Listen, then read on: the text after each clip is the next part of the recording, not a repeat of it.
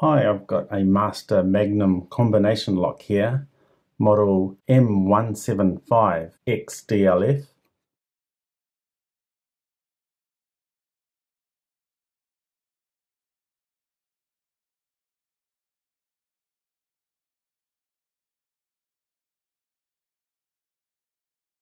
I just want to talk about what I like about this lock first. It says that it's 7 out of 10 security rating. It's the #1 choice for professionals. The shackle is boron carbide, and that's meant to be 50% harder than steel, so it would take longer for someone to hacksaw through or to cut it with some big bolt cutters. This uses a ball bearing type of thing, so that means you can't shim this. The lock feels nice, it's made nice. I like how I can move the dials easily, and it goes from one whole number to the other. It doesn't feel tinny or cheap. It's got a good weight to it. I like the tolerances on this and the weather protection. It's very good. It's a nice lock, except for how easy I can get into this lock makes it not very secure, which is a shame because I like combination padlocks. I'm still looking for the perfect combination padlock where it's difficult to get into, but all I need to do is remember a combination. I don't have to carry a key with me. So the first way I'm going to show you to get into this lock, put that aside.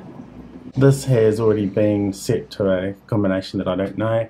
Notice it's not the middle line, it's the red line up here, which is what you have to set the combination to. And when I pull on the shackle, it doesn't let the wheels move. And I can use this to my advantage. I don't think it lets the wheels move because pulling the shackle pushes on the lever, pushes down, trying to find that gap in the wheels, and it's not finding any. Now if I go to the first wheel, I'm keeping tension on the shackle. You can see the play on it is a little bit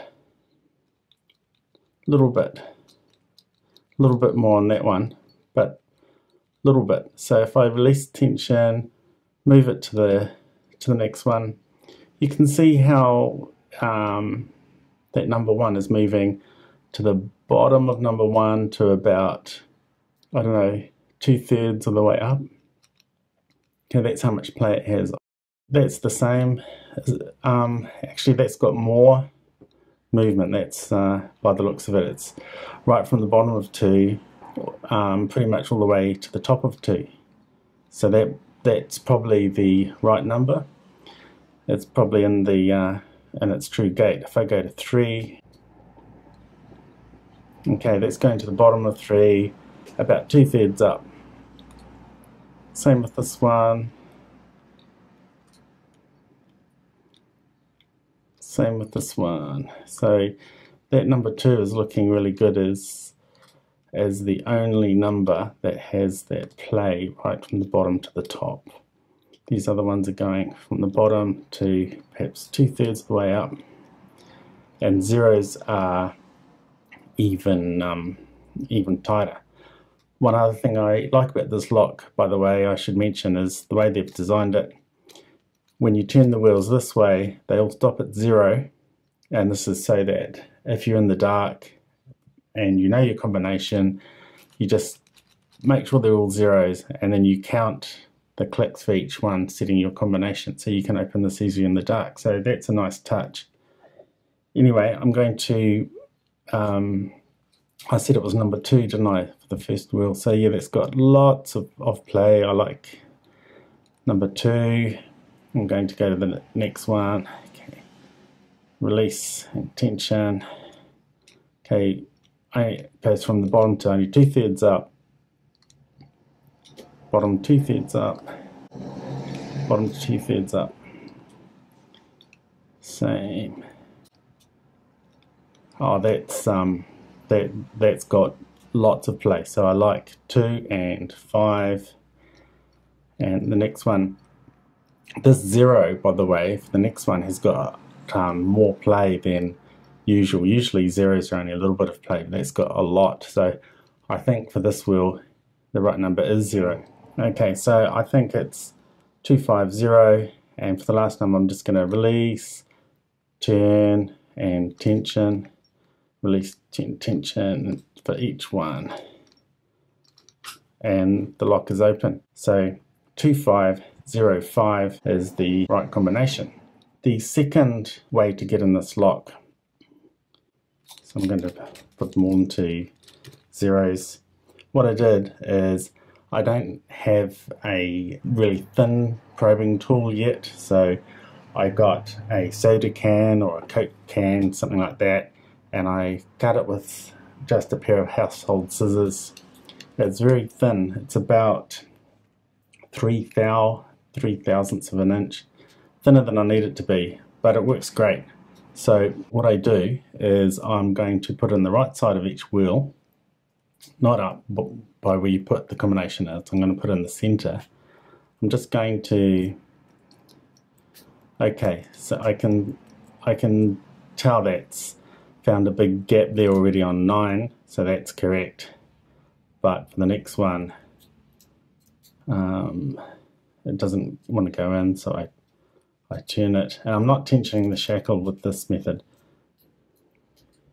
There's nothing there.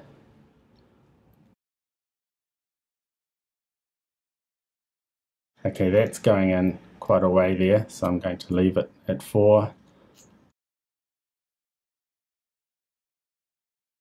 Okay, that looks good there. It seems to go in right there.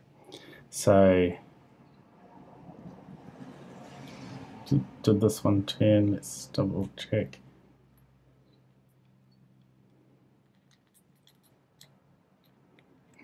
This one, yeah, this one turned. It should be here. So, okay, so I like those 3 so far have gaps. Okay, that's quite a big indentation. It goes in quite far, and I've got lots of room to play with. It's like a hole.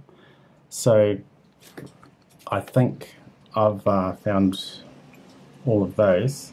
So the combination isn't 7050. It's on the opposite side, so I turn it 5 away. So instead of 7 here, I want 2, so I'm going to put it to 2 because that's 5 away.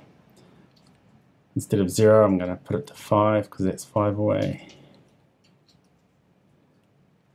So 2, 5. Instead of 5, I'm going to put 0. Oh, this other wheel's turning.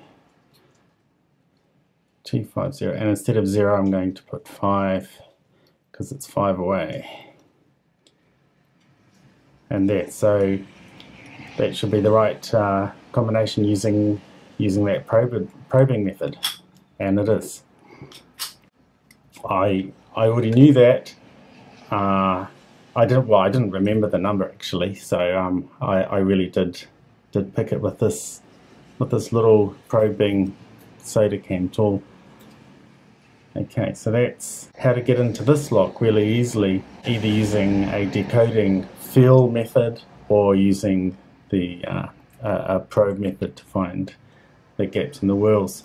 So hopefully they'll keep on Master will keep on improving the combination locks. They've already protected against putting a thin probe in and lifting a lever. Hopefully they'll protect against putting a probe in to fill the gaps in the wheels next, and also being able to feel the right combination through a feel technique when you put tension on the shackle. I reviewed a black spur previously, and with this one, pulling on the shackle doesn't work, and even when you go past the right combination, when you're pulling on the shackle, it still won't open. So I like that about this lock, even though this lock is susceptible to pulling a lever up as well as probing the wheels. So this lock can be quickly gotten into.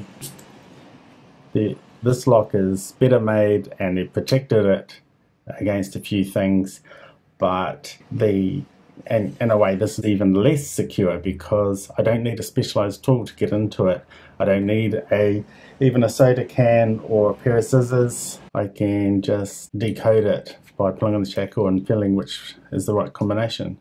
So even though this black spur is not very secure lock at all, and I can get into it using 3 different bypass methods, have a look at that video. I'll put the link in the description. This lock I would say is actually less secure.